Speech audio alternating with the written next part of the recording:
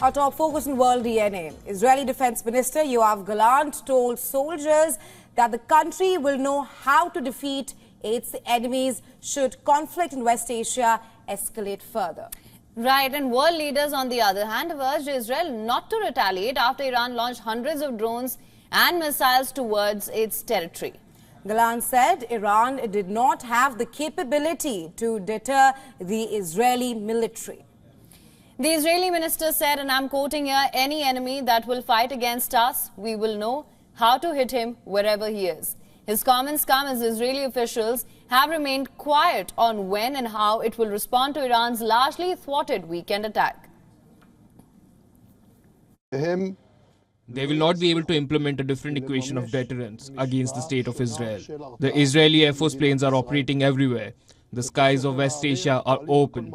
Any enemy that will fight against us, we will know how to hit him wherever he is.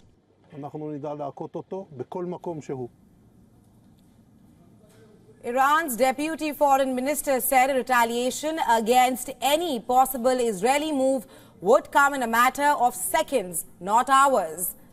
Ali Bagheri Khani told Iranian state TV that Israel will face a resolute and hard response from Iran if it makes the slightest move against Iran, its people. The U.S. State Department will also ask Israel for more information about the January death of a 6-year-old Palestinian Hind Rajab in Gaza.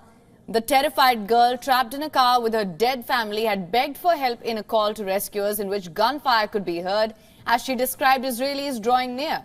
U.S. officials have said that they are reviewing incidents of civilian harm in Israel's war in Gaza. They say the review is part of the process meant to ensure U.S.-provided weapons are not used in breach of international humanitarian law.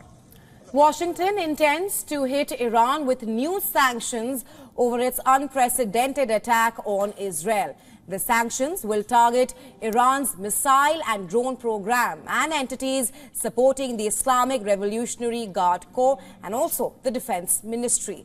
Now, these actions could seek to reduce Iran's capacity to export oil.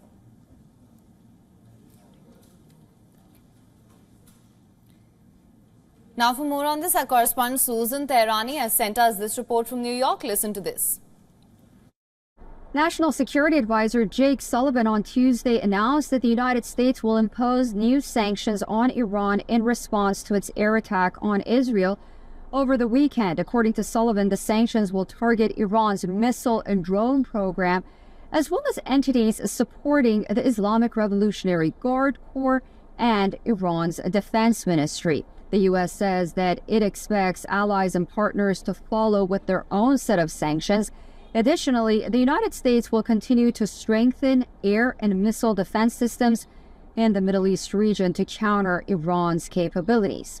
Meanwhile, on Tuesday, in a Fox News interview, Pentagon spokesperson Sabrina Singh was asked about the Biden administration's response should Israel ask for help in a potential assault against the Islamic Republic. Singh emphasized that the decision to respond to Iran is a sovereign one for Israel to make, and that the United States wants to avoid a wider regional conflict. When pressed about whether the U.S. would help Israel if asked, Singh declined to answer quote-unquote hypotheticals and reiterated that the United States does not seek war with Iran. Now, while the U.S. has urged Israel to show restraint, Israel has already conducted airstrikes against the Iranian terror proxy group Hezbollah in Lebanon. Susan Tehrani reporting from New York for WION World is Wine. Now, nearly 3/4 of the Israeli public oppose a retaliatory strike on Iran for its massive missile attack on the country. Right, and that is if such an action would harm Israel's security alliance with its allies. And this is according to a poll published by the Hebrew University. The survey found that 74% of the public opposes a counter-strike if it undermines Israel's security alliance with its allies. Meanwhile, 26% are in favor of an attack even if it damages ties with allies. The survey also found that over 56% of the respondents believe that Israel should respond positively to political and military demands from its allies, while 12% disagreed. On the other hand, the European Union will start the necessary work to hit Iran with heavier sanctions after Saturday's aerial attack on Israel. After this meeting, we will increase our outreach with the key partners in the region, and some member states propose the adoption of expand the restrictive measures against Iran, adopting an expansion of restrictive measures against Iran. I will send to the External Action Service the request to start the necessary work related to these sanctions. Now, the proposal would expand a sanctions regime that seeks to curb the supply of Iranian drones to Russia so that it would also include the provision of missiles and could also cover deliveries to proxies in West Asia.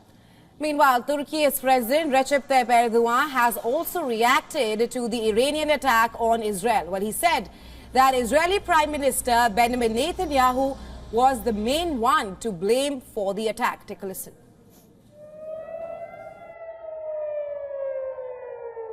Netanyahu siyasi ömrünü uzatmak adına Netanyahu is endangering the lives of both his own citizens and the people of the region to extend his political life. This is an indisputable fact, the one responsible for the tension that made our hearts skip a beat on the night of April 13th is Netanyahu and his government, which is seeing red. Birinci müsebbibi Netanyahu ve gözünü kan bürümüş yönetimidir. Earlier, Turkey had called for an end to the escalation in West Asia, saying there was a risk of setting off a regional war. European leaders too have reached out to Israel for non-retaliation. British Prime Minister Rishi Sunak called on his Israeli counterpart to allow calm heads to prevail following the weekend's attack from Iran. In a call, Sunak stressed that major escalation was in no one's interest and would only deepen insecurity in West Asia. British Foreign Secretary David Cameron is set to land in Israel today for a one-day visit. On his visit, Cameron will meet Prime Minister Benjamin Netanyahu, Foreign Minister Israel Katz, and possibly War Cabinet Minister Benny Gantz. But that doesn't mean you shouldn't try and engage. It's not saying change through trade. That's not a... And a correspondent, Jody Cohen, spoke with the former advisor to Israeli Prime Minister Benjamin Netanyahu and military expert Colonel Miri Eisen on how the shadow war between Israel and Iran is now out in the open. The colonel also spoke about Israel's Rafah operation. Take a listen.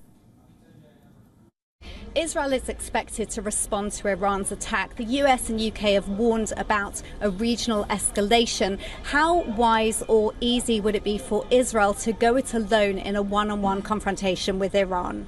Iran has been at war with Israel long before their April 14th attack. They joined in openly from October 7th using their proxies. For Israel to respond, it's not only against the Iranian regime, the Islamic Revolutionary Guard, it's against the proxies, it's against all those that have been attacking Israel from October 7th and before. One of the aspects that happened that was unique on April 14th was Israel's cooperation with other countries. I think it would be wise if we continue to do so. Now, the US reportedly believes that Israel's response won't be directly to Iran, but could be to an Iranian proxy in the region. What do you think Israel's response could be? When we talk about the military, we have a tendency to focus on what we call the hardware, like the Iranian open attack against us on April 14th. But there are lots of other realms. You can be in the cyber domain, you can be in the space domain. And of course, the Iranian Revolutionary Guards export their capabilities worldwide. You could go against the different proxies and the Iranian Revolutionary Guards themselves that are positioned all over the world. Before Iran's attack, we've been hearing about Israel's plans to target Hamas in Rafah. We're now hearing that that could have been put on ice. What more can you tell us? Hamas's terror military capabilities have been systematically destroyed by Israel over the last 6 months. The only area left that has not been touched is Rafah. Israel will do so. It doesn't have to be tomorrow morning. It may be deferred, but it will happen, if not now, in the future.